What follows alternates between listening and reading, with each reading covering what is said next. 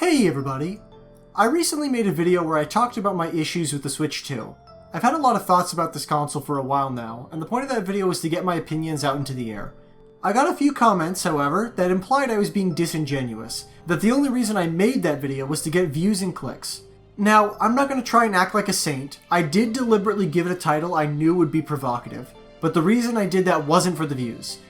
I did it because I felt like it was an important discussion and I wanted to spread the word as much as possible. Now, I know you're probably thinking that this video is just going to be me whining about negative comments, but I promise that's not what this is about. You see, I completely understand where these comments are coming from. Recently, my feed has been filled with dozens of videos complaining about the Switch 2. Entire channels are being built purely on Switch 2 hate. In my video, I gave a short defense of the Switch 2 and talked about some of the misinformation being spread. These channels are what I was referring to. That's right, buckle up and get ready for some whiplash. I'm about to do a complete 180 and run defense for the Switch 2.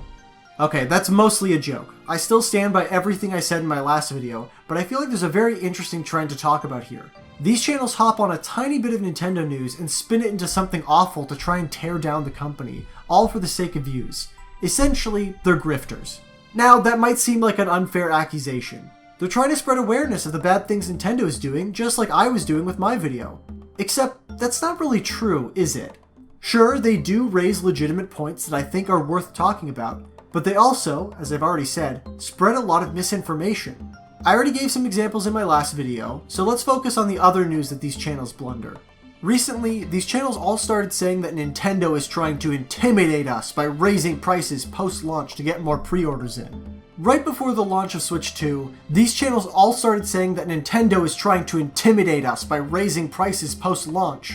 They want to get more pre-orders in. It's a scare tactic. It's a threat to gamers.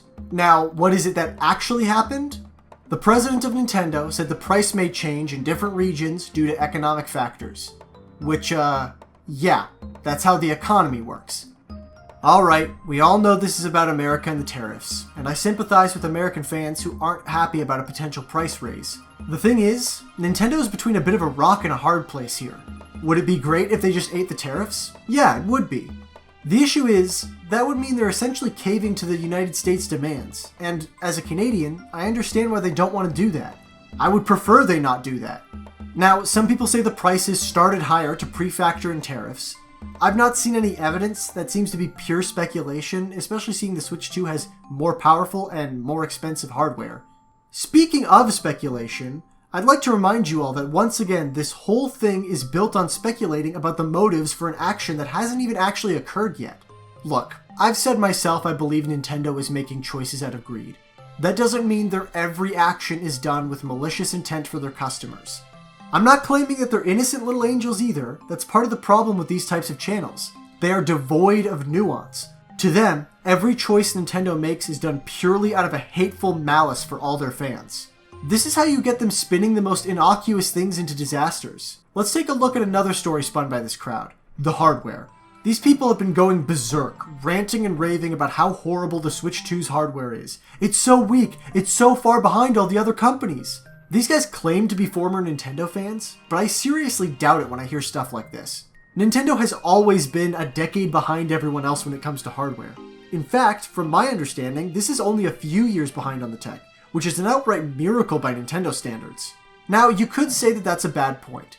Just because they're always behind on the tech, that's not an excuse for them to not try and catch up. But the thing is, I thought most people already realized that the hardware specs don't matter at the end of the day.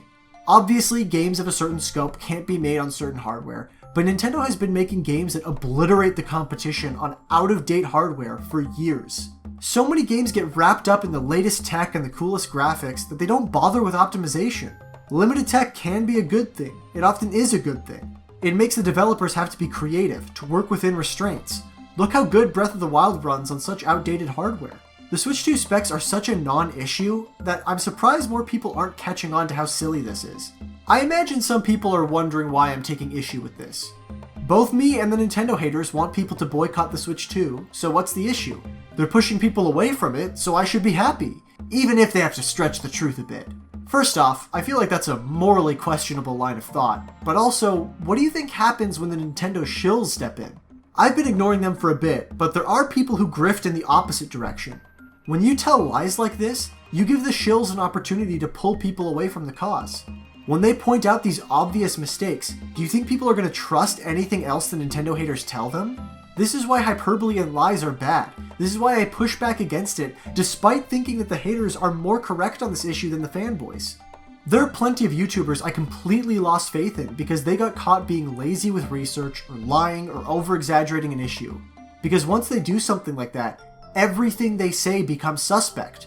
It is clear to me that these haters cannot be trusted to deliver accurate information, and even though I think we agree on a lot of core issues, it's important to get the facts right so you have an accurate picture of the world instead of punching at hypothetical shadows.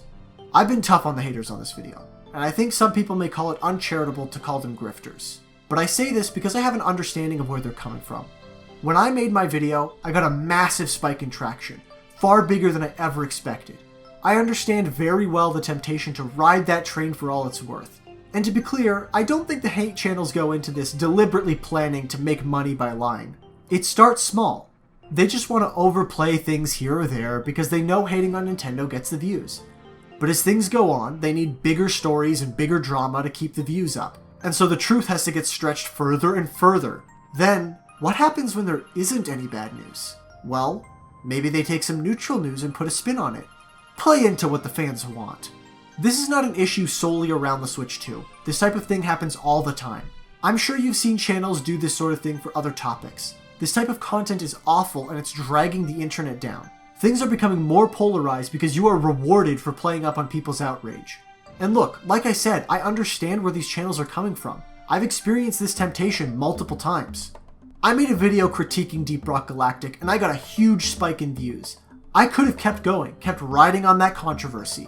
It probably still would be rewarding to hate on Deep Rock. A lot of people are mad at the devs for prioritizing Rogue Core. When I did my Jaru debunk, I also got a lot of attention. I could have become a Jaru hate channel. He's still going, people still want to see debunks, and I still have a lot I want to say. I could probably ride that wave for a while without becoming a full-on grifter. So I understand how tempting it can be to play into it. I understand that it comes from a place of genuine anger. As you saw in my video, I'm feeling it too, but we need to put a stop to this cycle. We need to stop letting people make us angry over nothing. And I'm not just talking about the Nintendo stuff here. We need to take time to look at what we're watching and ask ourselves if this is genuine or playing into the anger, riling us up to keep us engaged. I understand that there are a lot of things to be angry about. Things you should be angry about. But you can't fix things if you don't have an accurate picture of reality. Not everything you don't like is going to be evil and bad. Sometimes it'll be good. Most of the time it'll just be mundane. It's not exciting or fun, but you have to know when something isn't worth the energy. Anyways, I still advocate for people boycotting the Switch 2. I just felt like this was important to share. Life can already be so exhausting. You don't need overblown outrage to drag you down. Take care of yourselves, and I'll see you next time.